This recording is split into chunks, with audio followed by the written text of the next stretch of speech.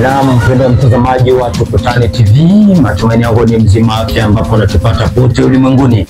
Tunapatikana mashariki mwa Jamhuri ya Demokrasia ya Kongo, mkoani Kivu ya Kusini, ndani ya mji wa Baraka. Karibu kuweza kufuata taarifa zetu za habari za siku ya leo. Kwanza ni habari muhimu zilizounda habari hii.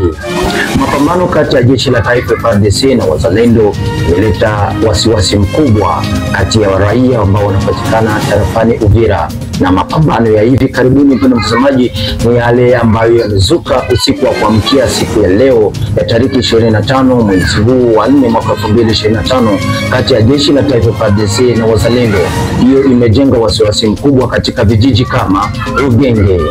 Kuna hayo na mengineyo, mpendwa mtazamaji, karibu kupata taarifa zetu za habari za siku ya leo, ambapo msomaji wenu ni mimi Juma J Masuku, kwa nyuma ya kamera ni Pepe Ilonja.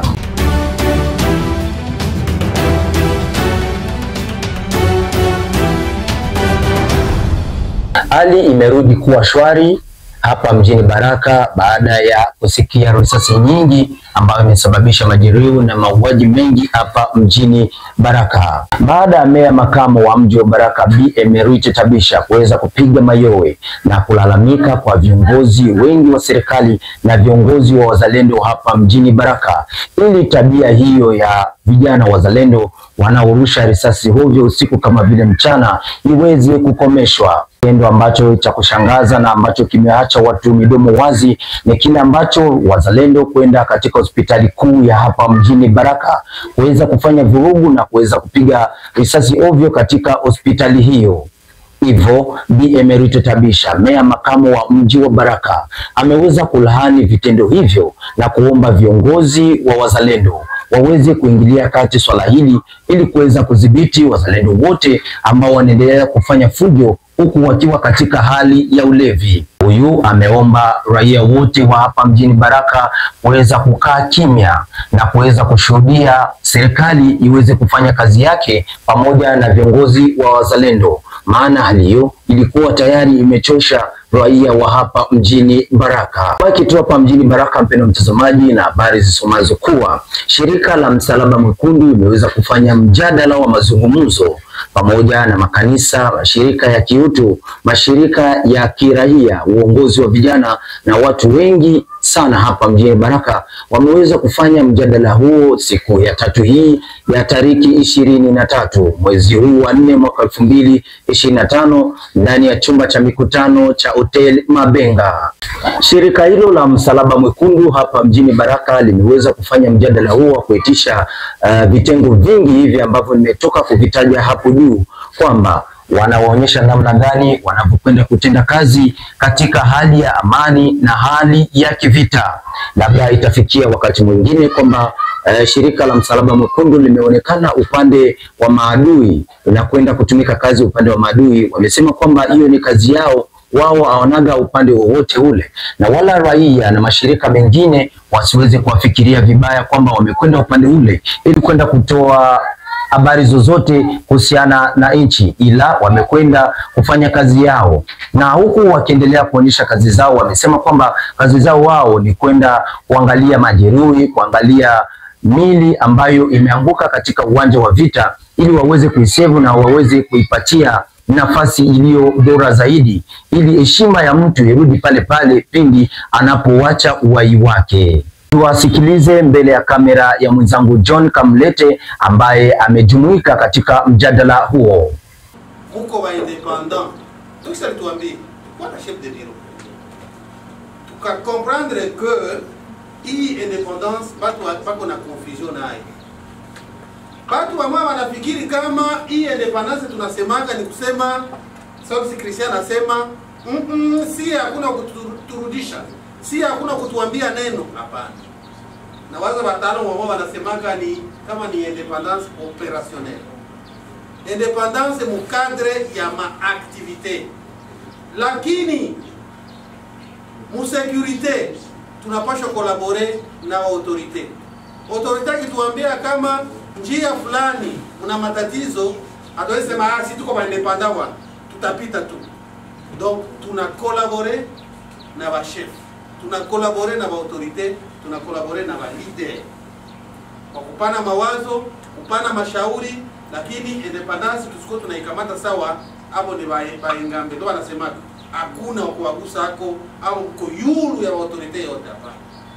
Chef de quartier, chef d'avenue tunamheshimia na tunafuata mashauri yake. Si kama tunaelewana. Mais independence tunasema ni vraiment opérationnel. Kwa kazi tunafanya. Usitupangie kazi. Tukiwa tunapanga kazi, tunaiheshimisha sawa gisi tulipanga. Na sio sisi tunaipanga. Ni mabezwe. Ni shida za wale ambao tunalenga ndo zinapanga ile kazi. Tunaweza kuwa na shida fasi mingi, lakini wakati tunafanya evaluation kufuatana na maprincipe na makriteri, tunakuja kuona kuwa tekniki zetu zinatuonesha kama ni fasi fulani ndio kwa plus de besoin que fasi fulani, alafu tunapaswa kufuata hivi. Ndio tunasema independance opérationnelle. Usiturudishe kwa hivi. Lakini collaboration tunaheshimia wa autorite wote na wa leader wote kwa kupana mashauri ili kazi iendeke vizuri. Asante sana. Tumalizie taarifa zetu za habari mpendwa mtazamaji na habari zitokazo huko tarafani Uvira. Mapambano kati ya jeshi la taifa FARDC na wazalendo yaendelea kujenga wasiwasi mkubwa kwa raia wote ambao wanapatikana hapo tarafani Uvira, hususan katika vijiji ambavyo vinakaribia mji wa Uvira kama vile Rugenge, ambapo mapambano yamekuwa makali usiku wa kuamkia siku ya leo, siku ya 5 hii tariki 25 mwezi wa 4 mwaka 2025, ambapo jeshi la taifa FARDC na wazalendo wamekana kuzua mapambano makali ambayo yamejenga wasiwasi mkubwa katika kijiji hicho cha Rugenge. Siku hii ya leo kazi zote hazikuweza kufanyika, shughuli zote zimeweza kuzorota na wanafunzi pia hawakuweza kwenda mashuleni ili kwenda kujichukulia elimu kulingana na wasiwasi ambao unaendelea maeneo hayo. Ni vitendo ambavyo vinaendelea katika maeneo hayo mpendwa mtazamaji, ni siku ya 3 sasa ambao wasiwasi waendelea kutanda maeneo hayo. Siku hizi chache zilizopita tena uliweza kuzuka mzozo huo wa mapambano kati ya jeshi la taifa FARDC pamoja na wazalendo maeneo hayo. Kisa cha wao kuweza kuvurugana kila wakati ni kila upande kujionyesha kwamba wao ni shababi na wao wanaweza kuzidi wengine. Hayo maelewano yametoweka kabisa na yanajenga wasiwasi mkubwa na hasara nyingi kwa raia ambao wanaonekana kuharibiwa vitu vyao na wengine raia wengi kuwa wanatoka majeruhi katika mapambano hayo. Tukumbushe kuwa risasi zinazoendelea kupigwa ndani ya mji wa Uvira, ambapo makazi na ofisi za jimbo ya Kivu ya Kusini zimeweza kuhamishwa maeneo hayo, zaendelea kujenga pia wasiwasi mkubwa kwa raia wote ambao wanapatikana maeneo hayo. Sababu ya kuweza kupigwa risasi hizo katika maeneo hayo ya mji wa Uvira mpaka sasa haijulikana.